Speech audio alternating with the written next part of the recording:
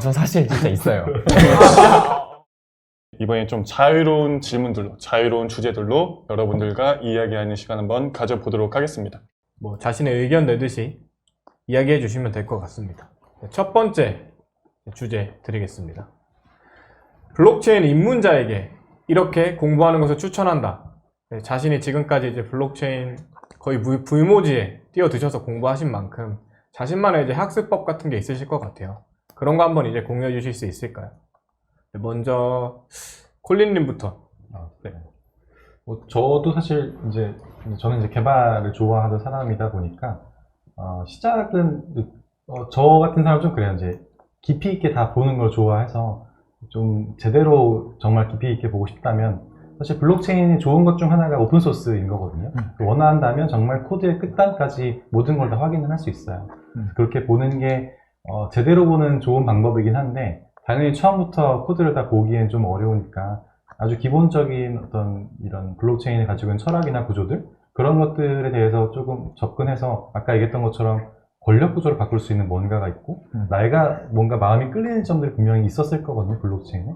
그거에 대해서 먼저 좀 살펴보고 예를 들면 가버넌스 구조가 좋았는지 뭐 컨센서스가 좋았는지 뭐가 좋았는지 좀 살펴보고 거기에 따라서 조금 더 개발에 다가간다면 좋을 것 같긴 하고요. 근데 이건 사실은 이제 코어 개발에 대한 부분이기는 해요.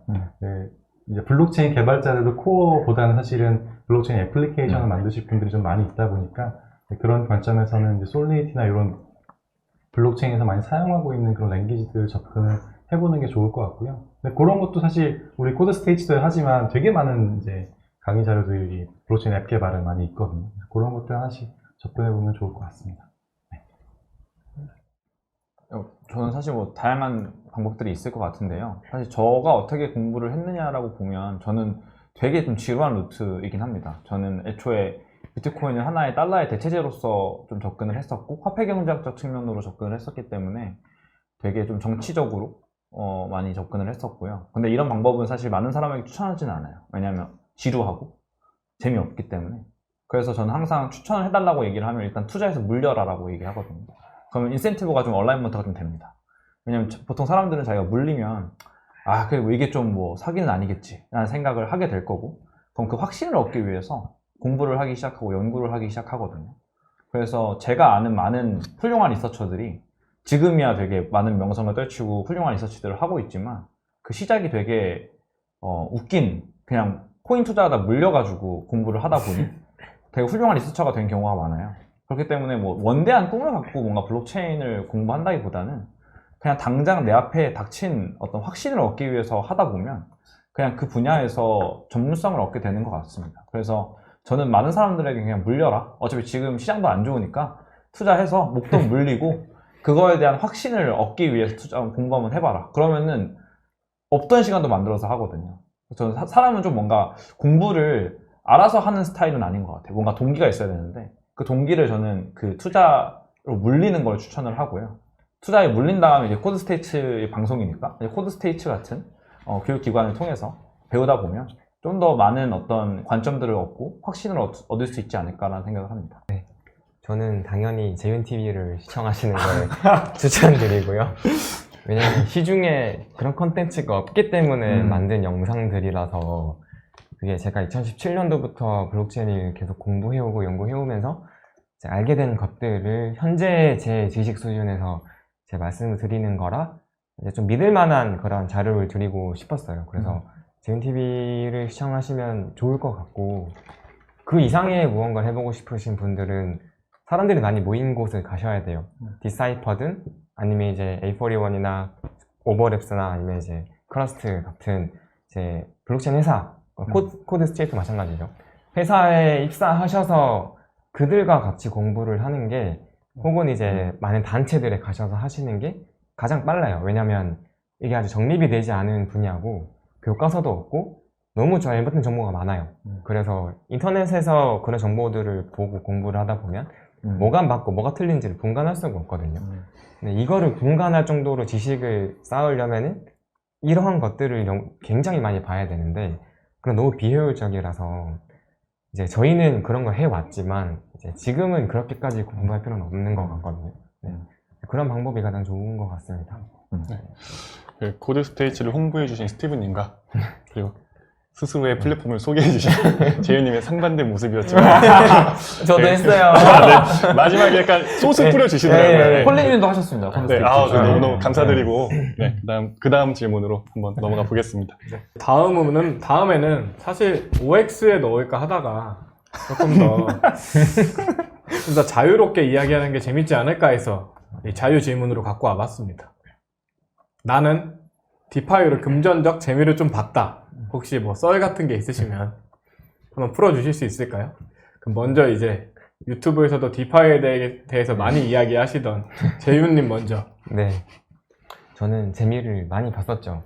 되게 재밌었어요. 2020년 여름부터 디파이가 나왔고 그런 것들에 투자를 처음에는 되게 망설였던 게 이자를 2000%씩 주니까 2000% 이자를 주는 건 뭘까 얘는 사기다라고 생각했었는데 주변 사람들이 돈을 버니까 저도 해봤죠. 근데 실제로 그만큼 버는 거예요. 그래서 이게 뭘까? 그래서 다른 것도 투자해보고 이제 열심히 투자하는 생활을 거의 1년 가까이 했던 것 같아요. 근데 디파이가 도대체 뭐길래 이 정도 이자를 줄 수가 있고 그리고 돈이 좀 우습게 느껴지더라고요. 그 당시에. 네. 그냥 뭐랄까 넘쳐 흐르는 게 돈이었으니까 하루 몇백만 원씩 벌고 네. 근데 그게 다 허상이라는 걸 그때 알았어야 됐는데 네. 네, 재밌었죠. 되게 재밌게 투자하고 엑셀 시트에다가 이제 매일매일 투자 일지도 기록하고 했었는데 가장 이제 제 기억에 남는 썰은 제가 미러라는 프로토콜에 투자했을 때예요. 미러가 테라 블록체인 위에 올라간 일종의 이제 합성자산 플랫폼이었는데 그게 미국에 있는 대장주들의 주식을 주가를 수정하는 상품들을 만들어내는 그런 서비스였어요. 어플리케이션이었는데 근데 이제 하필이면은 미러가 작년 초에 나왔었고 제 기억에 그리고 작년 초에 무슨 일이 있었냐면은 로빈후드가 게임스탑 주식의 매수 버튼을 비활성화시킨 적이 있어요. 그때 이제 게임스탑 주식이 너무 이제 오르니까 비활성화 시켜서 사람들을 검열했고 사람들이 그때 로빈후드를 다 탈퇴했었죠. 그리고 미러로 많이 넘어갔었습니다. 그러니까 미러는 블록체인 상에 있는 프로토콜이고 미러에서 거래되는 주식은 로빈후드처럼 센서십이 없다 라고 홍보를 해서 많은 사람들이 들어와서 썼었거든요.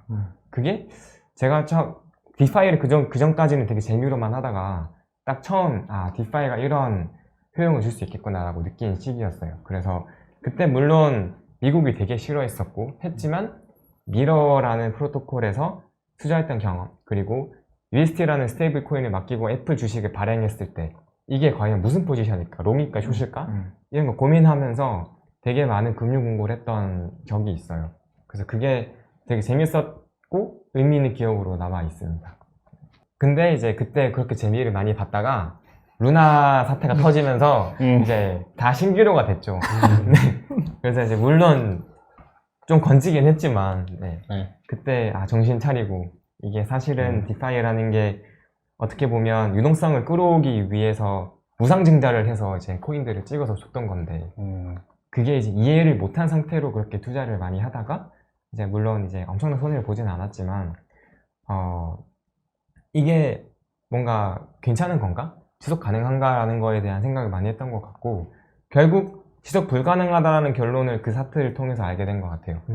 지속 불가능하기 때문에 디파이에서 발행하는 거버넌스 코인에 대한 밸류에이션도 매우 어렵고 그렇기 때문에 매우 리스크가 크고 그런 걸 잘 알고 투자를 해야겠다라는 생각을 했었습니다. 그래서 디파이에서 이자율을 많이 준다고 이제는 현혹 안 되시겠지만 그런 건 조심하셔야 될 것 같고 이자를 많이 준다는 건 결국 증자를 많이 한다는 얘기고 증자를 많이 한다는 건 내도 압력이 셀 수 있다는 얘기거든요.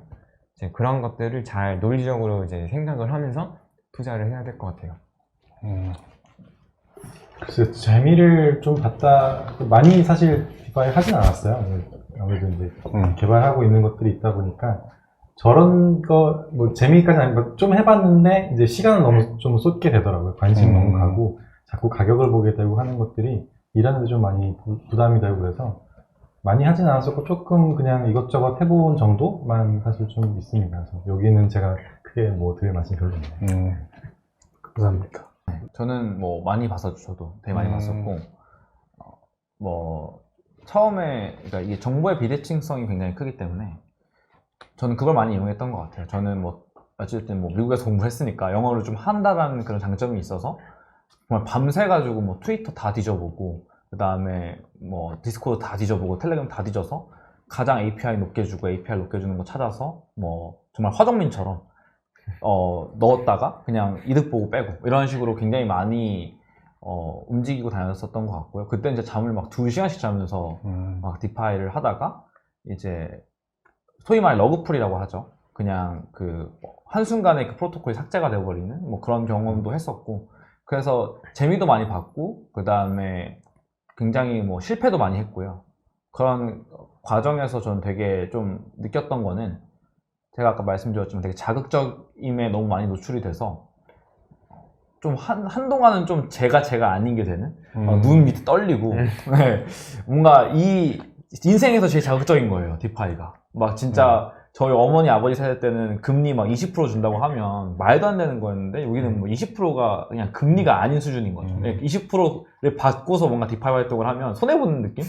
그래서 무조건 10,000% 이상이 돼야지만 뭔가 참여하는 것 같고 그런 느낌이 굉장히 강해가지고 그러니까 돈에 아까 그 재윤님께서 뭐 돈에 대한 어떤 개념 가치도 되게 많이 흔들렸다고 말씀하셨는데 저도 그랬어요. 뭐 하루에 막 진짜 몇백만 원씩 막 얻게 되니까 그런 과정에서 그냥 돈을 천대하기도 하고 그리고선 어떻게 보면은 그 열심히 일하는 직장인들을 어떻게 보면 속으로는 아 저 사람들 뭐 한 달에 벌어봤자 얼마 벌겠어. 나는 하루만 이거 하면은 그냥 2시간 자고 하면은 버는 돈인데 그러니까 그런 어떤 노동을 천대하기도 했고 그런 과정들을 겪으면서 저도 되게 어떻게 보면은 좀 디파이에 잡아먹힌 괴물이 된 적도 있고 그러면서 이제 러브풀 당했을 때의 어떤 좌절감도 겪고 저는 이제 A4를 맨 처음에 벤처스로 시작했을 때 다양한 디파이 프로토콜에 투자를 했었습니다. 그래서 그런 걸 투자를 하면서도 많이 재미를 보고 또 어떻게 보면 손실도 보고 했는데 결국에는 아까 재윤님께서 말씀하셨지만 그런 가장 중요한 질문은 Why인 것 같아요. 이게 왜 10,000%일까? 이 10,000%의 돈이 어디서 나올까에 대한 질문. 근데 전 디파이가 결국에는 가장 디파이만큼 효용 모순적인 단어가 없다고 생각을 하는 이유가 비트코인을 처음 시작하게 된 이유가 이런 복잡한 금융 체계, 그 다음에 이 폰지로 설계되어 있는 금융 체계들을 무너뜨리기 위해서 비트코인이 처음 나왔었는데 이게 점점 고도화되다 보니까 유기도 똑같아진 거예요. 어떤 파생 상품에 파생 상품을 물고 또 그 파생 상품이 또 나오고 이러면서 막 말도 안 되는 퍼센티지를 보여주고 그걸 사람을 현혹하고 많은 자본들이 들어가고 사기를 당하고 이렇게 했는데 결국에는 똑같이 온 거죠. 이 블록체인 세계에서도 그런 똑같은 어떤 로직이. 그래서 저는 블록체인을 처음 시작하는 사람들이 금융에 질문을 던졌던 것처럼 지금 저희도 디파이가 왜 어떻게 이 돈이 어디서 나오느냐에 대한 질문을 계속해서 해야 되는 거고 그런 질문을 계속 했을 때 좀 디파이도 좀 건전한 모습들을 갖추게 되지 않을까 싶어요. 그래서 그런 측면에서 좀 이 디파이를 참여하시는 분들이 그런 거에 대한 좀 퀘스처닝을 좀 하면서 좀 즐겨주셨으면 좋겠다 라는 좀 당부를 드리고 싶습니다. 감사합니다. 그럼 바로 다음 이제 질문으로 넘어가 보도록 하겠습니다. 혹시 요즘 투자하고 있는 디파이가 있다면 한번 공유해 주실 수 있는지.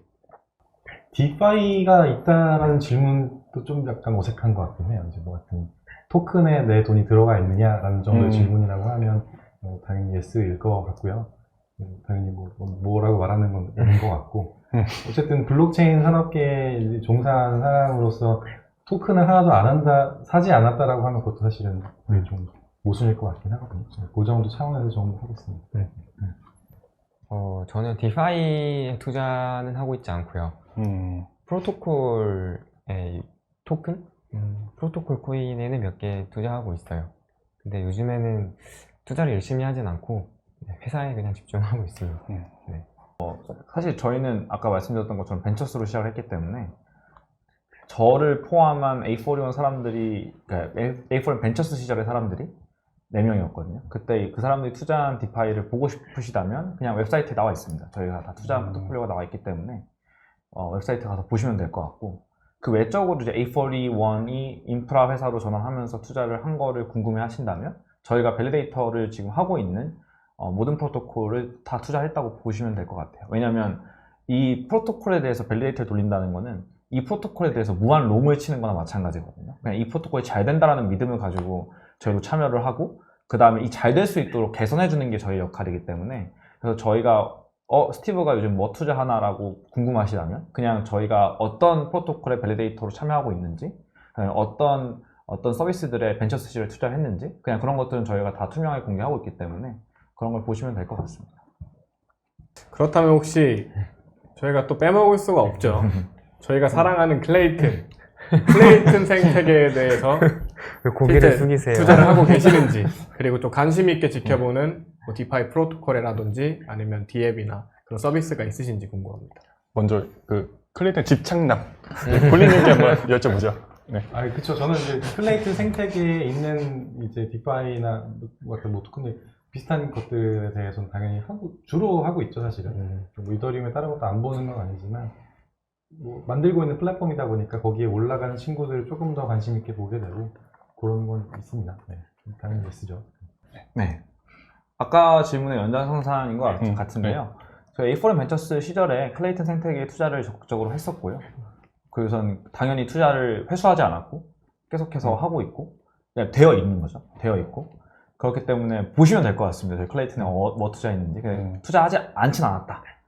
되게 저희가 바라봤던 되게 흥미로운 섹터 중에 하나였어요. 클레이튼 생태계도. 그리고선 어찌됐든 아까 콜린님 같은 되게 훌륭한 분들이 만들고 있다는 걸 알기 때문에 저희도 당연히 그거에 대한 비전을 믿고 투자를 진행을 해왔고 가장 기억에 남는 거는 이제 클레이튼 생태계에도 리퀴드 스테이킹이 있기 때문에 그런 스테이킹 자산 유동화 서비스들을 좀 많이 관심 있게 봤었던 것 같습니다. 그래서 그쪽에 많이 관심을 가졌었고 클레이튼 생태계 내에서도 그래서 뭐 이건 저 개인적인 바람이긴 한데 저희는 클레이튼의 밸리데이터도 하고 싶어요. 그래서 뭐 콜린님 계시지만 네.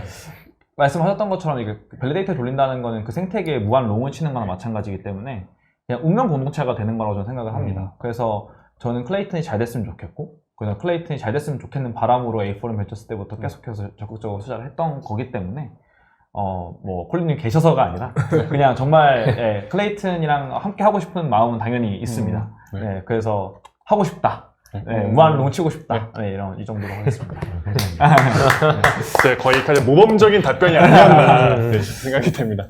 네, 다음 재윤님 의견 한번 들어보겠습니다. 저는 아까 말씀드렸다시피 투자는 많이 안 하고 있어요. 한때 클레이튼 생태계가 막 이제 크기 시작할 때는 좀 해보긴 했었는데 요즘에는 제가 오히려 사실 주식에 더 많이 투자하고 있고 코인은 점점 이제 많이 안 하고 있어서 네. 요즘엔 안 하고 있습니다. 네, 알겠습니다. 그럼 바로 다음으로 넘어가 보겠습니다. 이것도 사실 아까 비트코인 1억 갈 거다랑 좀 결이 비슷한데 조금 더 기간을 한번 넣어봤습니다. 10년 안에 이제 메이저 은행급, 뭐 국민은행이나 신한은행이죠, 우리나라로 치면 그런 급의 뭔가 디파이 서비스가 등장할까요? 어떻게 생각하시나요? 재윤님부터. 네. 전 메이저 은행들의 사실 그 예금 총액이 얼마나 될지 모르겠어서 대충 몇백 조 되나요? 몇십 조? 몇백 안 돼? 몇백 조는 안 되지 않을까요? 몇십 조? 네, 몇십 조. 몇십 조 정도라면 이미 나왔었지 않나요? 맞아요. 네. 이미 나왔었죠. 네. 그래서 뭐 지금은 다 쪼그라들었지만 네. 다시 써먹어 간다면은 뭐 쉽게 나올 거라고 생각이 돼요. 네. 저도 당연히 예스인 것 같고요. 그 이유는 너무나도 그냥 클리어한 것 같아요. 왜 그러냐면 굳이 막 앵커 같이 자극적인 20% 이율을 준다고 하지 않아도 뭐 유니스왑 같은 경우는 굉장히 오게닉하게 프로토콜이 운영이 되고 있는데요. 그럼에도 불구하고 이더리움 생태계가 커짐과 동시에 뭐 계속해서 그 TVA라고 하는 토탈 밸류 락드가 늘어나고 있기 때문에 네. 그래서 만약에 이 메이저 은행이라는 기준이 미국에 있는 뭐 시티 은행이라든지 뱅크 오브 아메리카라든지 뭐 PNC 뱅크 이런 기준이라고 하면 조금 모르겠는데 국내 메이저 은행 정도는 충분히 할 수 있는 이유가 사실 국민이나 신한은행 같은 경우는 대한민국 시장을 타겟으로 하고 있지만 블록체인 같은 경우는 글로벌하게 타겟을 두고 있기 때문에 그 10년 안에는 정말 쉬울 것 같고요. 10년 안에 과연 그 미국의 메이저 은행권들을 넘볼 수 있느냐에 대한 질문을 좀 더 해봐야 그런 질문이 좀 더 토론에 좀 어울리는 질문이 되지 않을까라는 생각을 합니다. 당연히 저런 거에 대해서 의심을 하는 거는 없을 것 같은데, 이제 그런 걸 고민 좀 해봐야 될 것 같아요. 이제 디파이라는 그 현재 만들어가고 있는 프로토콜과 은행들이 하고 있는 것들에 대해 사실 굉장히 차이가 좀 크거든요. 왜냐면 뭐 정부의 어떤 규제나 투자자 보호 등의 여러 가지 장치들이 많은데, 그런 장치들을 디파이가 가져갈 건지 안 가져간다고 하면 결국 투자자들이 보호해야 되는 러그풀 같은 게 분명 어쨌든 있을 건데, 그런 것들에 대한 어떤 뭐 장치들이 마련해야 될지, 그런 것들이 사실 좀 더 중요한 문제일 것 같긴 해요. 그래서 메이저 은행 같이 대부분 아주 많은 사람들이 쓰는 그런 서비스가 된다고 한다면, 저 디파이에 어떤 것들이 더 보완되어야 은행과 견줄 수 있는 거냐, 그런 것들이 좀 준비가 많이 필요할 것 같고, 당연히 거기가 규제 같은 것들이 당연히 포함될 테니까, 그러면 뭐 정부기관이나 뭐 정치 포함해서 그런 것들이 세팅이 되고 법 쪽이 좀 정리가 되고, 그래서 그 이후에 금액 가지고만 얘기보다는 그런 장치들이 만들어지는 게 중요할 것 같고,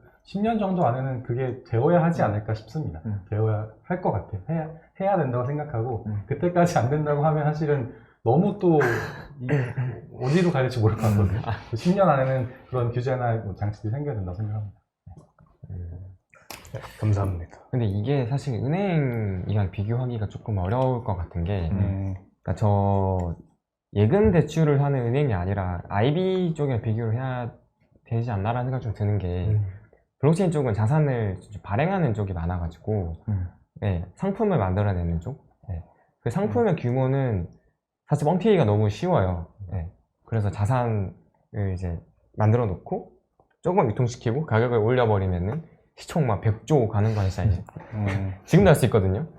그래서 그런 파생상품으로 비교하기 좀 어려울 것 같고, 비교 기준이 이제 뭐 예금이다 라고 하면 아마 이제 점점 블록체인 쪽으로 트랜지션이 되면서 자연스럽게 갈 거라고 생각이 되고, 파생상품 같은 경우에는 네, 그것도 이제 가능할 것 같다. 네, 은행의 역할이 점점 사실은 돈을 송금하거나 이걸 대출해 주거나 하는 역할을 블록체인이 할 수 있는 것들이 훨씬 쉽고 싸고 글로벌리 할 수 있는 것들이기 때문에 전환이 계속 될 거라고 생각이 돼요. 그럼 이제 다음 한번 주제로 가볼게요. 비판적이면서도 되게 긍정적인 좀 전망을 해주셨어요. 과연 이 가운데서 저희 대한민국이 이런 디파이 관련한 좀 선진국이 될 수 있을까요?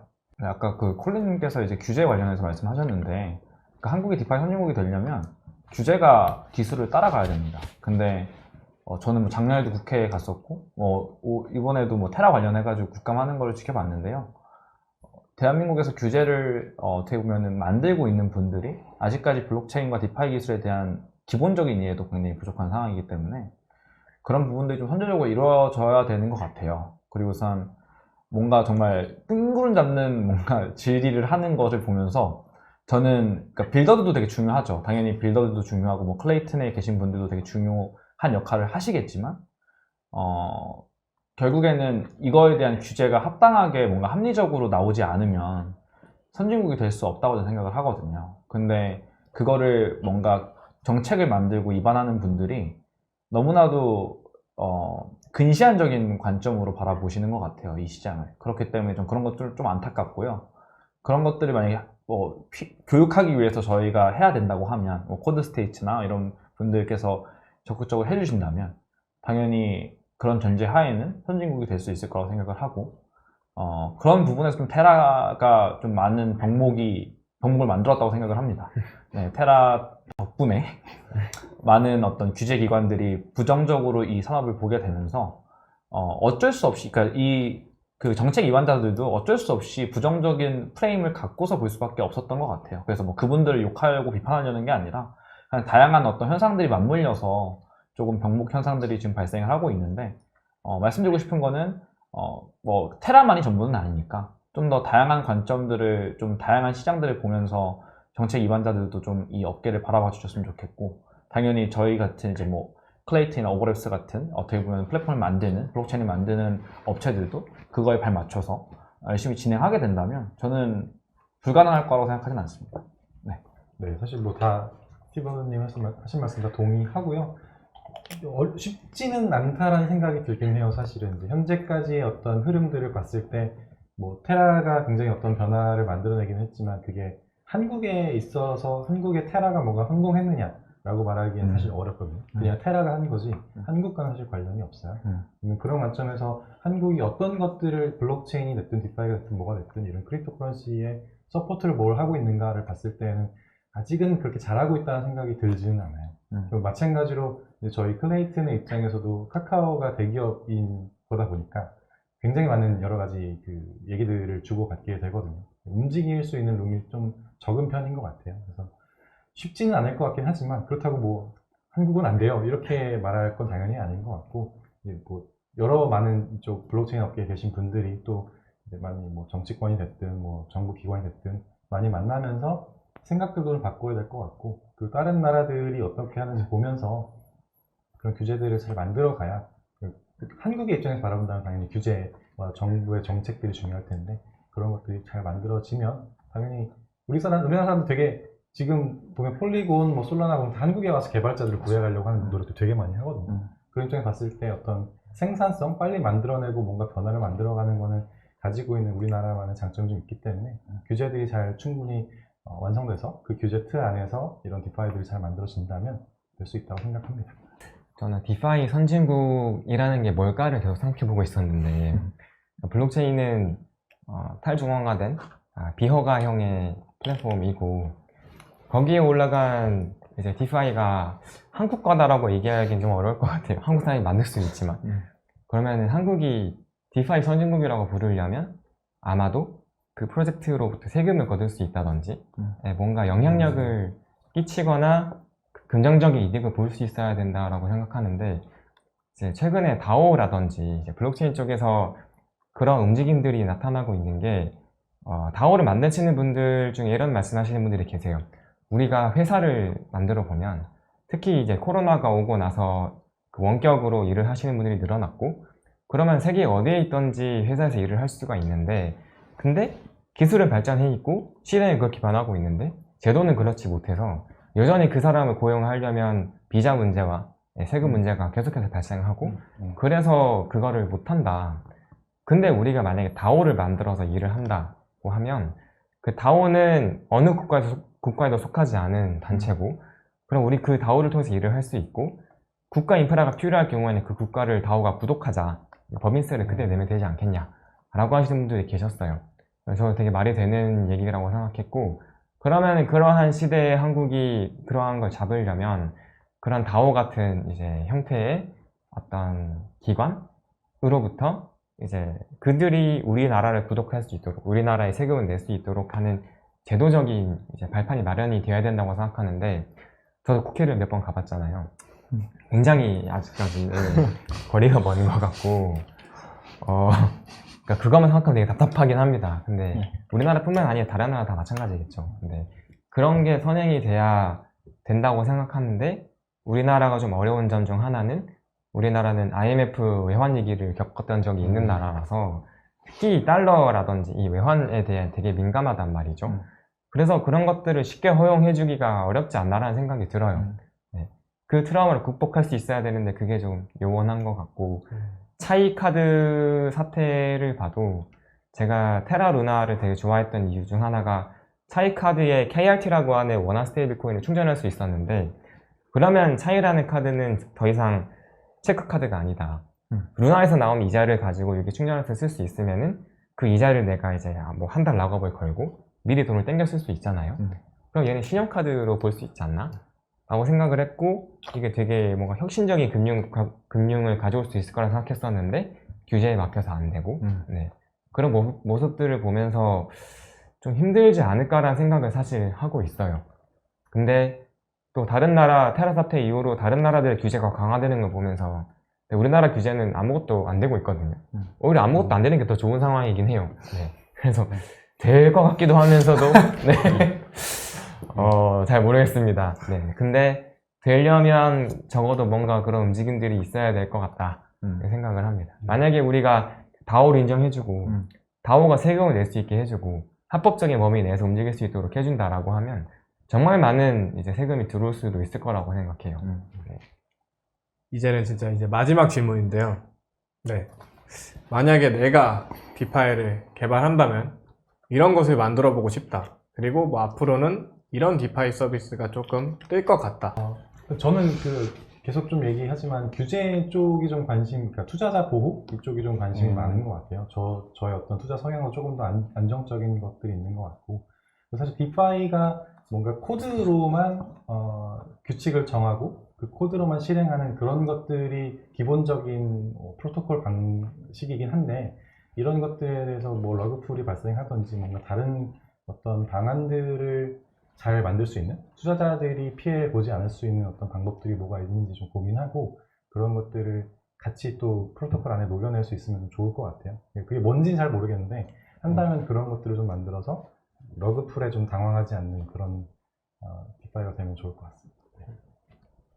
네, 저는 사실 막 어떤 프로덕트다 딱 이렇게 말할 수는 없을 것 같고요.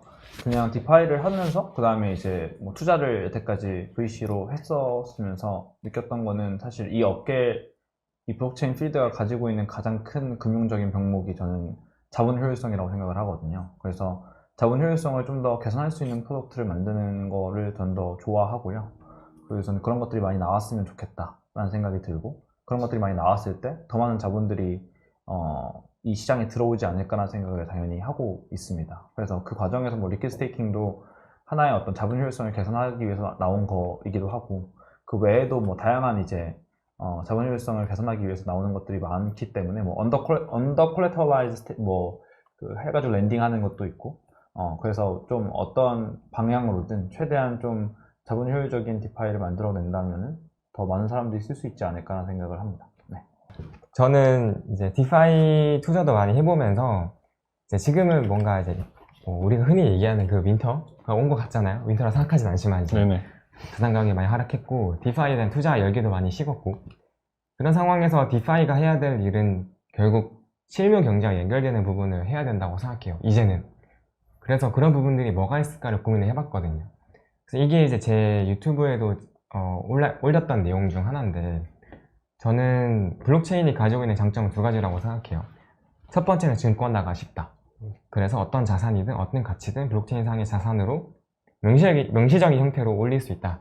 좋은 장점인 것 같고, 두 번째는 탈중앙화 거래소가 있기 때문에 자산화만 시키면, 증권화만 시키면 바로 거래가 가능하다. 시장 공개가 쉽다라는 장점이 있죠. 그러면 증권 발행이 쉽고 이 증권을 교환하는 게 쉽다면 정말 많은 것들을 할 수가 있는데, 예를 들면 이런 거예요. 제가 하고 싶은 것 중 하나는 제 에어비앤비 같은 서비스, 플랫폼 서비스를 좀 블록체인을 접목시키고 싶은 게 있는데, 어떤 거냐면 에어비앤비 같은 경우는 호스트와 게스트가 있죠. 호스트는 본인이 가지고 있는 집 혹은 본인이 임대한 집에서 매일매일 숙박권이 나온다고 볼 수 있어요. 근데 그 숙박권은 에어비앤비에서만 거래할 수 있단 말이죠. 그렇다 보니까 이 숙박권을 팔면 이득이고 못 팔면 그냥 손해예요. 근데 여기 금융이라는 게 존재하지 않죠. 근데 만약에 우리가 이 숙박권을 블록체인상의 증권을 만들어서 올려요. 토큰의 형태로 만들어서 올리면 거래가 가능해지잖아요. 즉 기존에 1차 시장밖에 없었던 이 플랫폼을 2차 시장을 열어주는 거죠. 그러면 2차 시장에서 숙박권이 거래가 돼요. 그럼 무슨 일이 일어나냐면, 기존의 에어비앤비의 이용자는 자물자 사람들이었어요. 근데 이제부터는 투자자가 들어와요. 그래서 호스트가 100일 뒤에 있는 숙박권을 좀 싸게 팔겠다라고 파는 거죠. 그러면 투자자가 그걸 본인이 사서 리셀하려고 할 거예요. 그럼 그 행위 자체가 호스트에게는 리스크 해칭을 제공해 줄 거고, 그리고 그 투자자가 본인이 리셀을 하든 본인이 사용을 하든 어쨌든 수요를 창출할 거란 말이죠. 그러면 기존에 에어비앤비와 호스트만 수요를 창출하려고 마케팅 했어야 됐는데, 이제부터는 이해관계인이 넓어지는 거죠. 그러면 에어비앤비라는 플랫폼에 이제 금융 효율성이 생기는 거죠. 이러한 효율성은 에어비앤비뿐만이 아니고 수많은 플랫폼에 다 적용이 가능해요. 식당 예약, 혹은 피부과 예약, 아니면 골프장 예약, 그 모든 게 다 가능하죠. 이러한 자산들을 만들어 올릴 수 있을 거라고 생각을 하고, 메타버스 같은 경우에도 비슷하게 볼 수 있을 것 같아요. 메타버스에서 사람들이 뭐 게임 아이템을 NFT화 시켜서 하겠다 하는데, 사실 다른 건 다 모르겠고, 게임 아이템 역시 재화하고 가치가 있단 말이죠. 이 가치를 우리가 다른 자산과 교환하려면은 아이템 매니아에 가서 이제 거기서 현금화를 시킬 수밖에 없었는데, 저 위험한 방법으로. 근데 게임사가 만약에 이걸 증권화 시키는 걸 도와줘요. 우리가 게임 아이템과 토큰을 교환할 수 있게 해줄게 라고만 하면 그 자산은 블록체인 상의 자산으로 이제 컨버팅이 되고 교환이 이루어질 거예요. 그러면은 블록체인 상에 있는 디파이 서비스 이용할 수도 있겠죠. 예를 들면은 리니지에서 어떤 검을 가지고 있는 사람이 돈이 필요한데 이 검을 팔 수도 있겠지만 팔지 않고 담보로 맡기고 돈을 빌릴 수 있잖아요. 네. 그리고 나중에 이제 그 자산을 뭐 돈을 갖고 올 수도 있는 거고, 혹은 그 게임 아이템에 대해서 어떤 게임이 망할 것 같아요.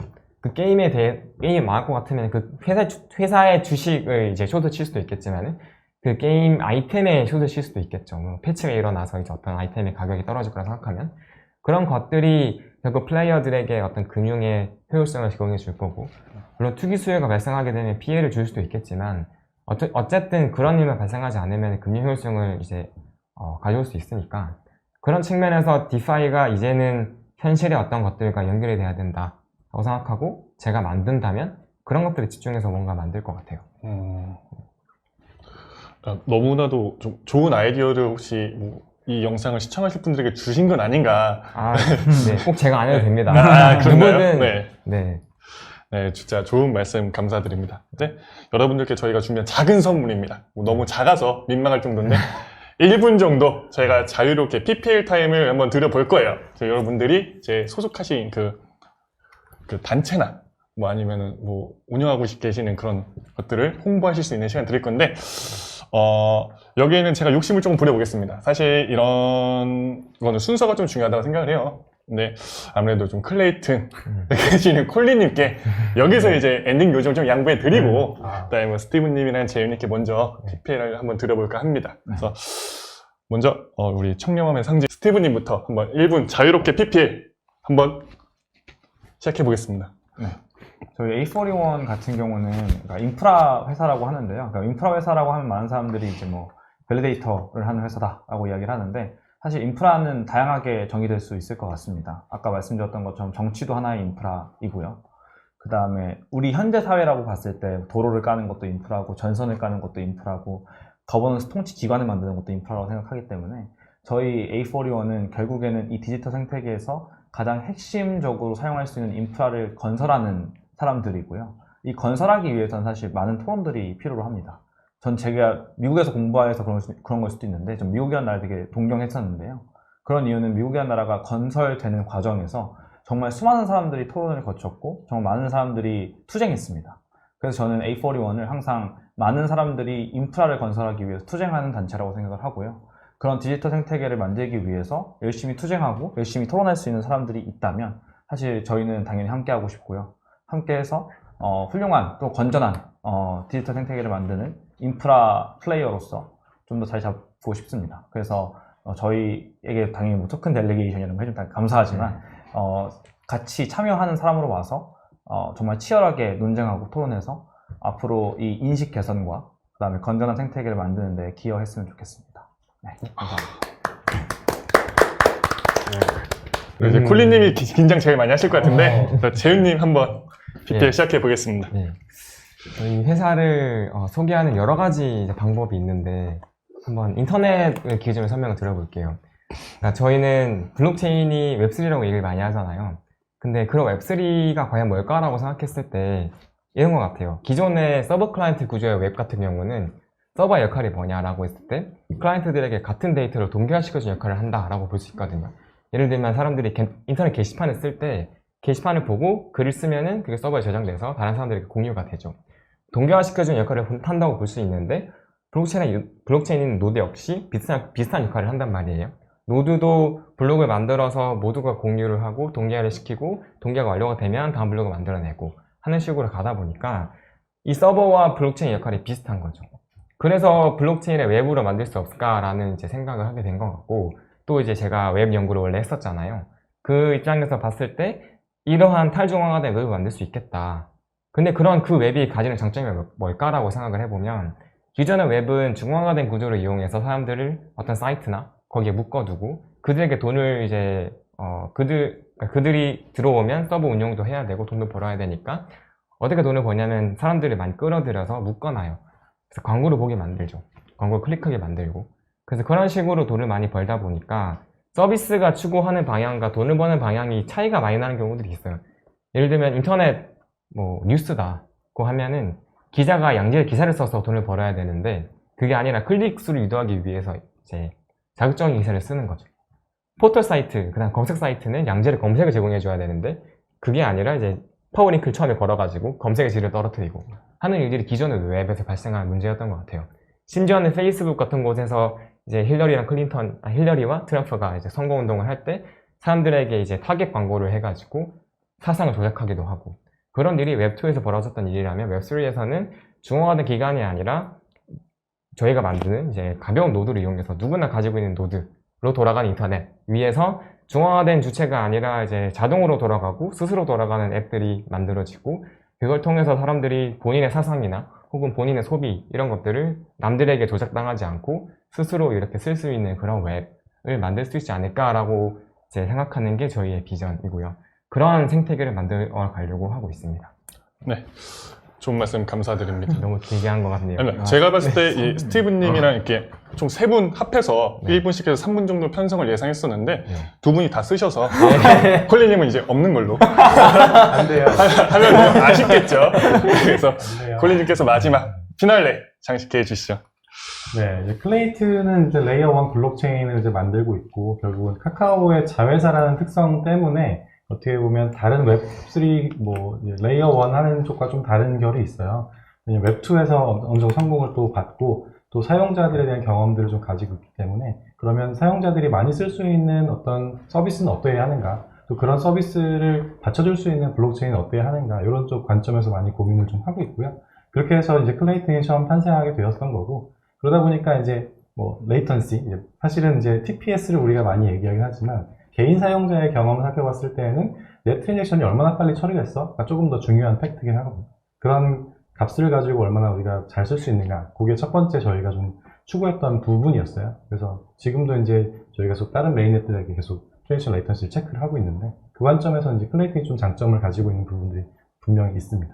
그리고 또 이제 그런 것들이 앞으로 메타버스나 이런 블록체인이 조금 더 사람들이 많이 쓰이는 환경이 됐을 때에는 가치를 좀 더 발휘할 거다라고 좀 기대를 하고 있고요. 근데 반면에 이제 그러면 우리가 트릴레마 이런 얘기도 하듯이 그런 블록체인이 가지고 있는 그런 탈중앙성이나 이런 것들은 클레이튼이 조금 포기한 부분도 있기 때문에 그런 것들도 조금 만족시키면서 사용성을 어떻게 잘 줄 수 있을 거냐, 그런 부분에서 클레이튼이 많이 고민을 하고 있고요. 또 추가적으로는 결국은 이제 블록체인 하나가, 이제 인터오퍼레이블 하시지만, 블록체인 하나가, 레이어 1 하나가, 도미넌트에서 요것만 성공하는 그런 건 세상에 없을 거라고 생각을 하거든요. 그럼 다른 블록체인들과 같이 성장하기 위해서 어떤 것들이 필요한가, 그런 부분들도 같이 좀 고민을 하면서 클레이튼이라는 블록체인을 만들어가고 있고요. 그리고 하나 더 좀 얘기하고 싶은 거는, 저희가 제가 클레이튼을 만들고 있긴 하지만, 한국의 블록체인 개발자들, 그리고 한국 블록체인 씬이 아주 크다고 생각하지는 않아요, 아직. 그래서 한국에 있는 개발자분들 모아서 같이 좀 얘기 나눌 수 있는 공간을 또 만드는 미덥도 좀 만들고 있어요. 그래서 그런 미덥들도 이번 통해서 같이 소개해드리고, 많은 분들 참여하셔가지고 네트워킹도 좀 하시고, 조금 여러 가지 또 블록체인에 대한 것들을 같이 배워나갈 수 있는 시간들을 만들었으면 좋겠습니다. 네, 제 걱정이 기후였네요. 골리님 오늘 제일 말 많이 하신 것 같습니다. 특별히 얘기했습니다. 네, 그래서 여러분들 A41이랑 우버랩스 그리고 클레이튼 많이 사랑해 주셨으면 좋겠습니다. 그래서 지금까지 저희가 준비한 코너는 이제 마무리가 되었습니다. 그래서 지루하지 않도록 다양한 코너를 준비해 봤는데 여러분들께서 좀 재밌게 봐주셨으면 좋겠고, 그리고 오늘 참가해 주신 그 분들께서도 좀 즐거운 시간이 되었으면 하는 바람입니다. 그래서 오늘 콜린님, 그리고 재윤님, 그리고 스티븐님이 해주시는 블록체인에 대한 얘기들, 그리고 디파이에 대해서 재밌고 유익한 얘기를 들을 수 있어서 너무 좋았습니다. 태원님께서 말씀해 주셨듯이 이 영상을 시청해 주신 분들에게도 유익한 시간이 되셨을 거라고 생각을 하고요. 다시 한번 이제 긴 시간 동안 같이 함께 수고해 주신 콜린님, 재윤님, 스티븐님께 감사의 말씀 드리면서 이만 이제 마무리해 보도록 하겠습니다. 다들 이제 고생하셨습니다. 네, 고생했습니다. 감사합니다. 감사합니다. 이번 영상이 저희의 이제 유튜브 영상 마지막입니다. 그래서 저희가 언제 또 인사를 드릴 수 있을지 모르겠지만 다음에 또 만나 뵙게 된다면 또 반갑게 맞이해 주셨으면 좋겠습니다. 그동안 감사했습니다.